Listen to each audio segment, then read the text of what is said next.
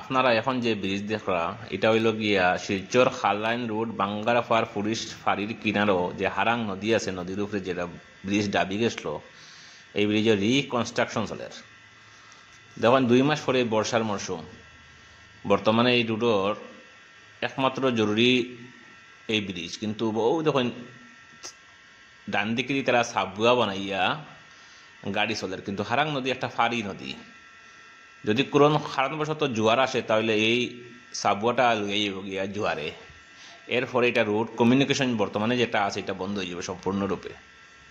তাই আমি রিকোয়েস্ট করিয়া কইয়ার আমরা ডিসি মহোদয় বা আমরা মন্ত্রী কৌশিক রায়, হিমন্ত বিশ্ব শর্মা মহাশয়ের যে এই যে সাবওয়ে যেটা, এটা দেখুন এখনও বর্তমানে বিপজ্জনক অবস্থা, আর ওই দেখুন কনস্ট্রাকশন চলে, কিন্তু ওটা তাড়াতাড়ি যাতে হয়, বর্ষার মরশুমের আগে হয়, এটা দয়া করে দিন। ধন্যবাদ।